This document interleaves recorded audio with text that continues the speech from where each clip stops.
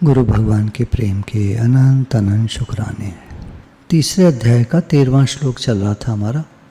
यज्ञ से बचे हुए अन्न को खाने वाले श्रेष्ठ पुरुष सब पापों से मुक्त हो जाते हैं, और जो पापी लोग अपना शरीर पोषण करने के लिए ही अन्न पकाते हैं वे तो पाप को ही खाते हैं।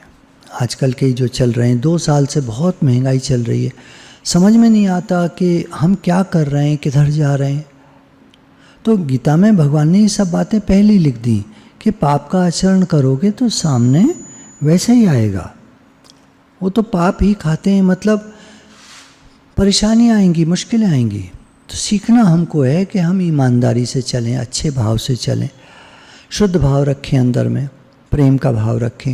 लेकिन अगर कोई गलत काम करता है तो उसका साथ कभी नहीं दें, और अगर हम पर अत्याचार करता है तो हम भगवान को पुकारें और एक सशक्त एक वातावरण बनाएं, अपने अंदर में बल लाएं, डरें बिल्कुल नहीं, एक सशक्त वातावरण बनाएं और भारत के ऊपर, पूरे भारत के ऊपर एक कवच बन जाएगा।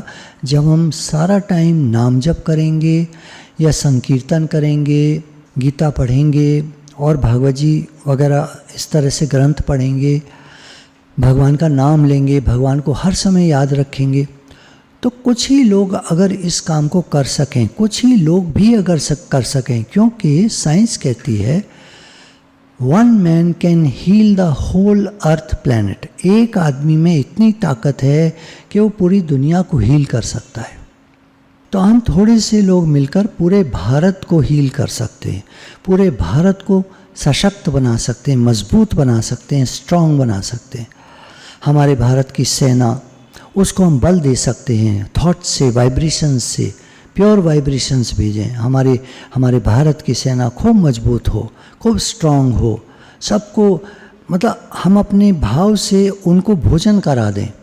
जब भी हम भोजन करने बैठे हैं, जब याद आए, तो जैसे मान लीजिए अभी हम बैठे, तो मान लीजिए हमने आज क्योंकि एकादशी है तो आलू की टिक्की बनाई है, तो उसमें चटनी और दही डालकर थोड़ा थोड़ा आलू की टिक्की, 4 आलू की टिक्की हमने कल्पना करी। एक प्लेट है सामने, हमारे भारत के जवान युद्ध भूमि पर बंदूक तैनात, मतलब किए हुए, डटे हुए अपना काम कर रहे हैं, युद्ध के लिए तैयार हैं या लड़ रहे हैं, गोलियां चला रहे हैं।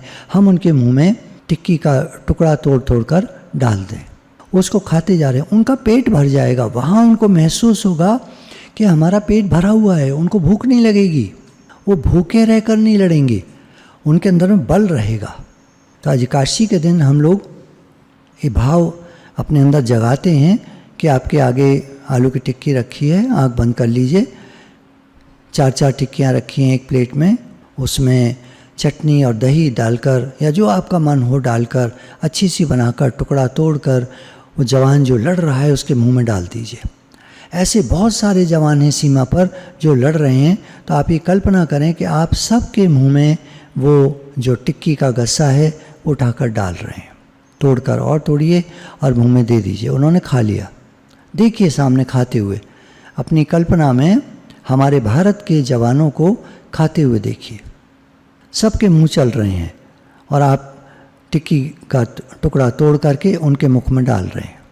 भारत की सरहद पर जितने भी जवान हैं, हम सबके मुंह में ये आज एकादशी के दिन आलू की टिक्की का टुकड़ा तोड़ करके डाल रहे हैं, और 4 टिक्कियाँ आपने एक एक जवान को खिला दी।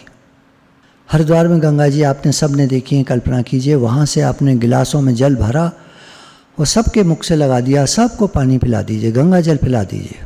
गंगा जल से शीतलता आएगी, उनके जो थोड़े बहुत कष्ट होंगे वो मिटेंगे, शांति आएगी, उनके शरीर में शक्ति आएगी। तो हमने कोई पाप नहीं किया और हम पाप को नहीं खाते और न किसी का बुरा चाहते, लेकिन जो लोग ऐसा करते हैं, तो मैं आपको बता रहा था कि उनके देश में आज आटे का भाव 250 रुपये किलो है। अलग अलग प्रांत में थोड़ा थोड़ा अलग है रेट, 180 से लेकर 350 रुपये तक किलो का भाव है, मतलब वेरिएशंस हैं। अब किस एरिया की बात हो रही है, मोटा मोटा समझ लीजिए, आटा 250 रुपये किलो, चावल 400 रुपये किलो, जो हम 36 रुपये किलो लेते हैं, ये परमल चावल बोलते हैं, जो आम जनता गरीब लोग खाते हैं, 40 रुपये किलो मान लीजिए, वहाँ 400 रुपये किलो। चीनी 300 रुपये किलो, हमारे यहाँ 43-45 रुपये किलो है, वहाँ 300 रुपये किलो। दाल 600 रुपये किलो, जो 100 रुपये किलो दाल है हमारे यहाँ, 100 है, 110 है, 115 है, जो भी, तो वो 600 रुपये किलो। टमाटर 200 रुपये किलो, टमाटर इस समय यहाँ पर 20 रुपये किलो। तो हर चीज़ 10 गुना है, हर चीज़ 10 गुना महंगी है। जितना निर्यात होता था भारत से वो सब रोक दिया गया है। हमारे भारत से आम गया अमेरिका को, उन्होंने रोक दिया, हम नहीं ले रहे आम। कोई बात नहीं, क्या होता है भारत के लिए 4 करोड़ का आम क्या होता है? वो तो किसानों को 4 करोड़ रुपए देने में क्या देर लगती है। बैंकों को एक सूचना जाएगी, सबके आम का पैसा पे कर दिया जाएगा, कुछ नहीं होता। और उनकी इमेज खराब हो गई। आम वहाँ से लौटाकर सऊदी अरेबिया भेज दिया गया।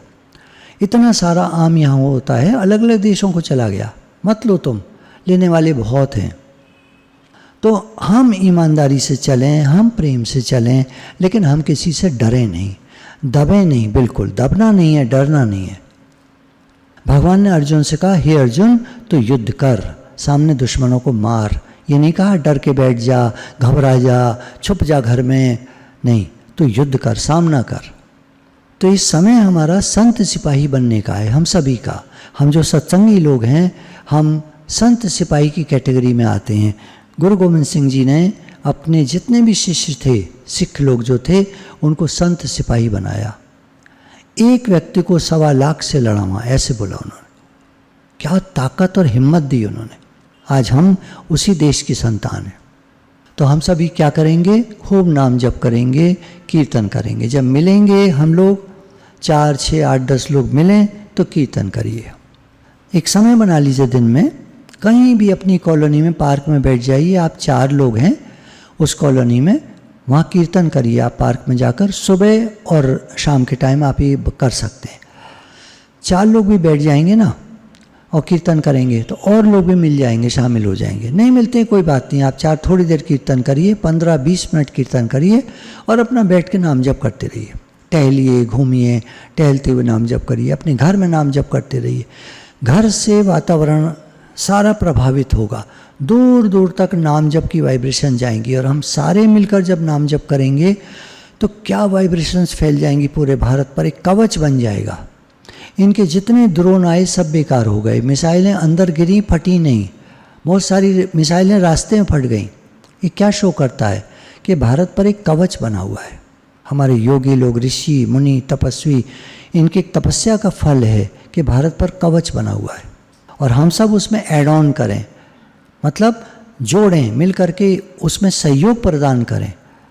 सारे जवानों का उत्साह बढ़ाने की बात सोचें अंदर में।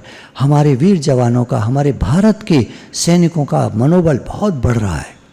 हम सब मिलकर सोचें, हमारे भारत के सैनिकों का मनोबल बहुत बढ़ रहा है। तो हम बस भगवान का नाम लेते रहें, भगवान का नाम लेते रहेंगे, उसी से प्रभाव जाएगा। हमारी पुलिस को बल मिलेगा, शक्ति मिलेगी। तो पापी लोग अपना शरीर पोषण करने के लिए भले कुछ भी करें, अन्न पकाते हैं, पाप को ही खाते हैं, अर्थात उनका विनाश हो जाता है। हमारा जीवन यज्ञार्थ जीवन है, हम सबका, हम सबके भले का सोचते हैं। लेकिन इस समय देश की बात आ गई है तो हम देश के भले का सोचेंगे। हमारी जो बात है कि सर्वत्र ब्रह्म है, एक ही ब्रह्म है, सर्व खलुदम ब्रह्मणि हम नास्ति किंचन, सर्वत्र ब्रह्म है, नहीं है दूसरा कुछ भी। पूरी दुनिया में एक ब्रह्म, एक परमात्मा सर्वव्यापक है। ठीक है, बिल्कुल सही, ज्ञान की बात है। लेकिन आज देश की बात है, तो हम भारत के साथ खड़े हैं। और ये क्या होता है, इसका आप सोच पा रहे हैं? आज हम मानसिक यज्ञ कर रहे हैं, पूरे भारत को हम शक्ति प्रदान कर रहे हैं, पहुंचा रहे हैं। हम मानसिक यज्ञ कर रहे हैं और ये निष्काम सेवा है। इसके बदले में कुछ नहीं मिलेगा, लेकिन सारे भारत को शक्ति मिलेगी। एक निष्काम यज्ञ हुआ बहुत बड़ा। आज हमारा शरीर नहीं है, हमारा शरीर पूरा भारत है। स्वामी रामतीर्थ कहा करते थे, सन 1902 की बात है, उन्होंने भाषण दिया कि मेरा शरीर पूरा भारत है। तो भगवान ने जो यज्ञ की बात कही है, यज्ञ शब्द संपूर्ण कर्तव्य कर्मों का उपलक्षक है। यज्ञ में त्याग की ही मुख्यता होती है। त्याग, हमारा त्याग क्या है? हम भारत के लिए, पूरे भारत के लिए शुद्ध वाइब्रेशंस और शक्ति भेज रहे हैं। प्योर एनर्जी जो परमात्मा से हमें प्राप्त हो रही है वो हम पूरे भारत के लिए भेज रहे हैं, भारत के सैनिकों के लिए भेज रहे हैं।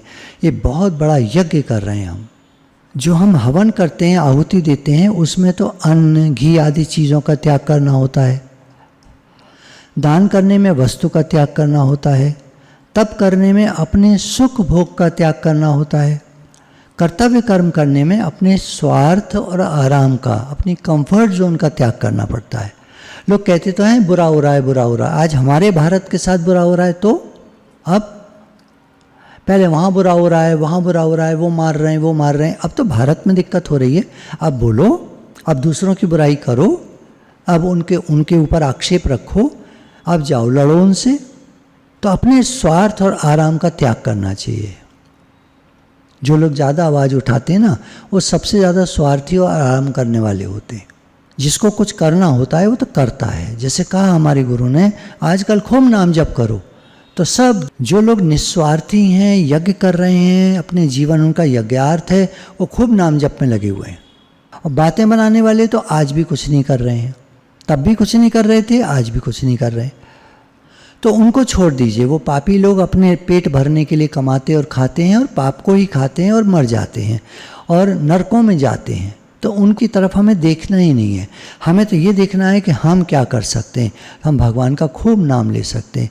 भगवान हमारा भारत एकदम सुरक्षित रहे। पूरे भारत के लिए जब हम कर्म कर रहे हैं तो ये यज्ञार्थ सेवा हो गई। अपने लिए जब हम, अपने सुख के लिए जब हम कोई कर्म करते हैं तो वो सकाम कर्म होता है, वो पाप कर्म होता है।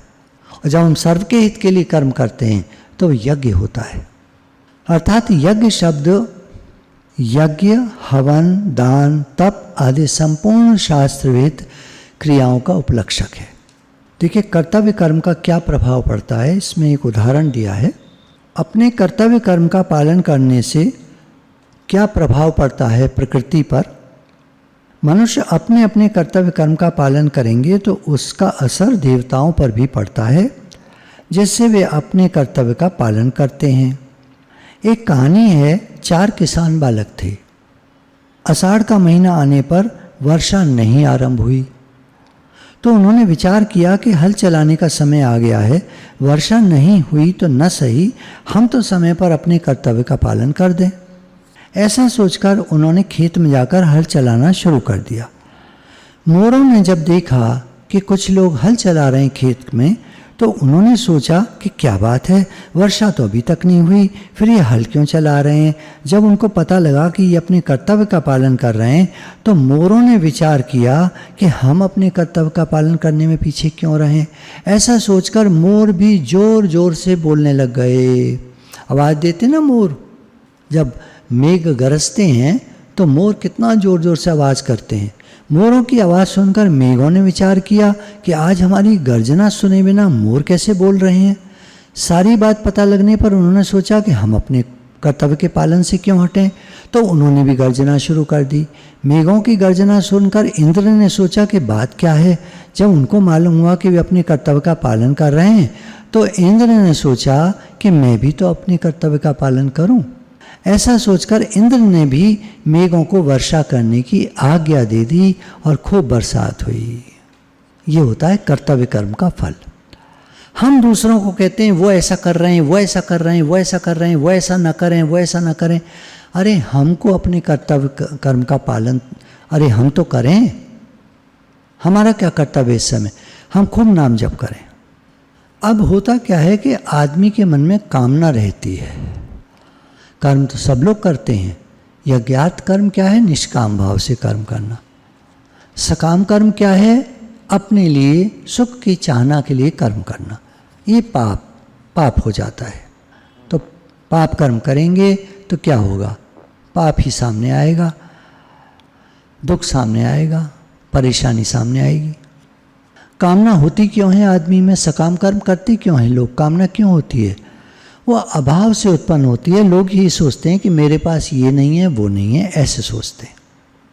भगवान ने कर्तव्य कर्म करने की जो बात कही है, उसमें एक बढ़िया बात ये है कि उसमें कोई कामना नहीं होती है।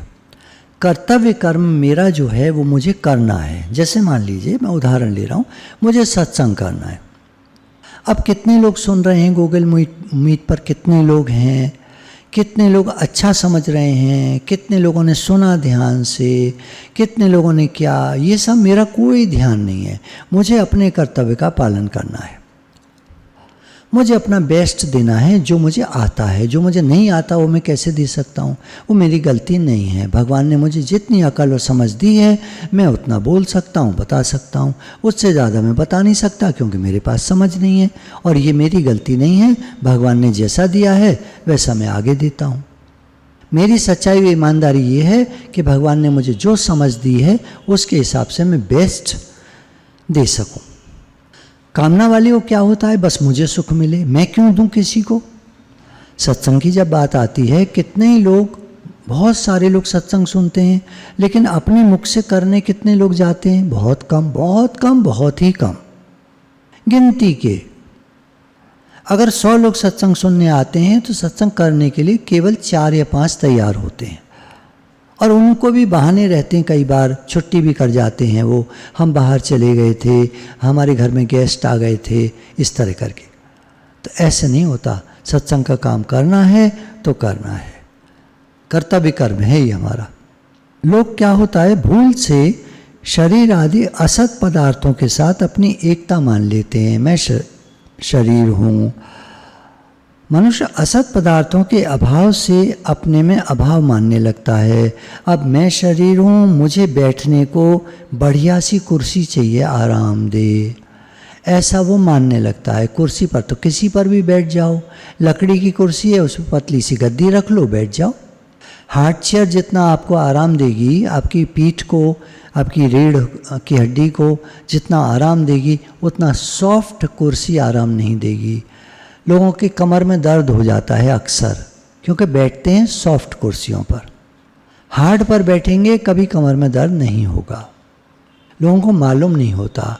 लोग कहते हैं कमर में दर्द हो रहा है, क्यों हो रहा है ये तो सोचो। सॉफ्ट गद्दे पे लेटते हो, आरामदायक, पूरा मज़ा लेते हो गद्दे का, कुर्सियों का मज़ा लेते हो, सोफ़े का मज़ा लेते हो, फिर कहते हो हमारे दर्द होता है शरीर में। वो तो होगा भैया, जैसे कर्म करेगा वैसे फल देगा भगवान।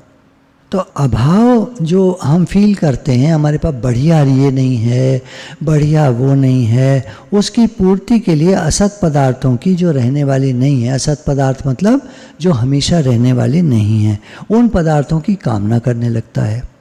अब साधक जो होता है वो ये ध्यान रखता है कि आरंभ और समाप्त होने वाली जितनी क्रियाएं हैं उनसे उत्पन्न और नष्ट होने वाले पदार्थ ही मिलेंगे। जो पदार्थ मिलेंगे वो मिलेंगे और छूट जाएंगे, तो वो उनकी कामना छोड़ देता है, उसकी कामना निवृत्त हो जाती है और वो सर्व के हित में लगा रहता है साधक। अब जब वो किसी भी चीज़ को अपनी नहीं मानता, जो मिली हुई चीज़ें हैं उनको सबकी सेवा में लगाता है, तो उसका उन पदार्थों से संबंध विच्छेद हो जाता है। मान लीजिए हमारे पास 100 रुपये हैं, हमने 20 रुपये 30 रुपये दान कर दिए, तो हमारा 30 रुपये से मोह कम हो गया, अब 70 रुपये में रह गया। पदार्थ से हमारी जो लगाव था वो छूट गया, और 100 के 100 दान कर दिए तो सारा ही लगाव खत्म हो गया। अब हमारा लगाव भगवान से हो गया। मेरे तो गिरधर गोपाल दूसरों ना कोई। अब इस उदाहरण को आप कहेंगे हम कैसे लगा लें, 100 रुपये सारे हम दान कर देंगे तो हम क्या खाएंगे। देखो, उदाहरण को समझना चाहिए, है ना। बात को मत पकड़िए, उदाहरण को समझिए। जिसका देने का भाव रहता है, 100 के 100 नहीं देता कोई भी नहीं देता है, ये सबको मालूम है, अकल सबको है। लेकिन ये कहने का भाव है कि देने का भाव रहे। कोई भी ज़रूरतमंद है, अभावग्रस्त है, कुछ परेशानी वाला है, जो बन पड़े देते चलें, देते चलें, देते चलें सेवा में। तो दूसरों की सेवा में लगाने से इन पदार्थों से संबंध विच्छेद हो जाता है, अर्थात मोह नष्ट हो जाता है, और तत्काल उसी समय हमें भगवत प्राप्ति हो जाती है। कैसे? भगवान हमको देख रहे हैं तो भगवान हमारा आलिंगन कर लेते हैं, हमको नहीं पता चलता। जब हम अपना जीवन सर्व के हित में अर्पण कर देते हैं और भगवान का नाम ले लेते, देखिए कर्म योग दोनों बात समझनी है। सबके हित के लिए तो हमारा भाव बहुत रहता है, लेकिन भगवान को याद नहीं करते तो कर्म योग नहीं हुआ, अधूरा रह गया। निष्काम सेवा तो हो गई पर योग नहीं लगा। अब हम निष्काम सेवा भी कर रहे हैं और योग भी लग रहा है हमारा। भगवान का नाम लेते जा रहे हैं, भगवान मैं तो आपके लिए करता हूँ, मैं जो काम करता हूँ आपके लिए, मैं बोलता हूँ तो आपके लिए, आप ही मेरे मुख से बोलते हैं, मैं आपके लिए बोलता हूँ, कैसे भी कह लीजिए। आप अपना कार्य करा रहे हैं मेरे द्वारा, सेवा हो रही है, देश की सेवा हो रही है, समाज की सेवा हो रही है, सर्व का हित हो रहा है। देखिए हम जिस देश में रह रहे हैं उसी में तो सेवा कर पाएंगे ना। अगर जाकर आप बाहर सेवा करोगे तो घर में नहीं दाने अम्मा चली भुलाने कहावत है, तो बेवकूफ़ी हो जाती है। लोग क्या करते हैं, वहाँ लोग भूखे मर रहे हैं वहाँ भेजो। एक बार का मुझे याद है, किसी कंट्री में कुछ दिक्कत थी तो लोगों ने जमा कर करके भेजा, ट्रक के ट्रक गए, लेकिन बॉर्डर ही पार नहीं किया, सब सामान गायब हो गया, बिक गया। बॉर्डर पर बहुत सारे गरीब लोग रहते हैं तो वहाँ उन्होंने सस्ते में बेच दिया। उनके कौन से बाप का था, फ्री में मिला हुआ सामान था, उन्होंने रास्ते में बेच दिया। जब ये घटना सामने आई तो लोगों का मन हट गया कि किसी को दान चंदा इस तरह से देना भी बेकार है। संस्था लोग बनाते हैं, NGOs बनाते हैं और ठीक काम कर पाते नहीं कर पाते हो तो वही जाने। सबसे बढ़िया होता है अपने हाथ से दो, कोई चक्कर नहीं है किसी बात का, अपने हाथ से दो। अपने हाथ से देने से मन भी नहीं चलता और दान पुण्य का जो पुण्य प्राप्त होना है वो पूरा का पूरा प्राप्त होता है। अपने लिए कुछ भी न चाहने का भाव अर्थात स्वार्थ, कामना, ममता, आसक्ति एवं अपने को अच्छा कहलाने का किंचित भी भाव, लोग मुझे अच्छा कहेंगे, तो ये भी नहीं होना चाहिए। कुछ भी नहीं चाहना बहुत अच्छी बात है, स्वार्थ, कामना, ममता, आसक्ति कुछ नहीं होना बहुत अच्छी बात है, लेकिन लोग मुझे अच्छा कहेंगे ये गलत बात है। तो अच्छे तक रहो, गलत बात को मन में मत लाओ। मेरा तो जीवन सर्व के हित के लिए है, हमने सोचा बस बहुत है, बढ़िया, अब जो बन पड़ेगा होता चलेगा। संकल्प है, संकल्प की सृष्टि है, जो आप संकल्प करते हो पूरा होता है। कुछ लोग कहते हैं हमारे शरीर में ना बहुत तकलीफ रहती है। मेरा भी एक समय था जब मैं यही कहता रहता था पूरे टाइम कि तकलीफ बहुत है, शरीर में तकलीफ बहुत है। वो बढ़ती जा रही थी, कमी नहीं हो रही थी। फिर जब गुरु ने कहा, जब मैंने गुरु से पुकार करी, गुरु की शरण में गया, फिर मुझे गुरु ने समझाना शुरू करा। बहुत समय लगा मुझे उनकी बात को समझने में। तो उन्होंने जब कहा कि तुम संकल्प सारे गलत सलत कर रहे हो, तुम्हारी भाषा बहुत गलत चल रही है, निगेटिव बहुत है, सारी बात पर जब मैंने ध्यान दिया तो मुझे लगा कि हाँ मैं गलती पर हूँ। लेकिन मन है ना गंदी नाली की तरह है, गंदा ही पानी आता है। तो जब बातें आती रहीं मैं गुरु से बराबर बात करता रहा। मैंने बताया था मैं रोज़ गुरु जी से बात करता था। तो जब मैं बात करता रहा तो उन्होंने धीरे धीरे मेरे माइंड की थिंकिंग को चेंज करना शुरू करा।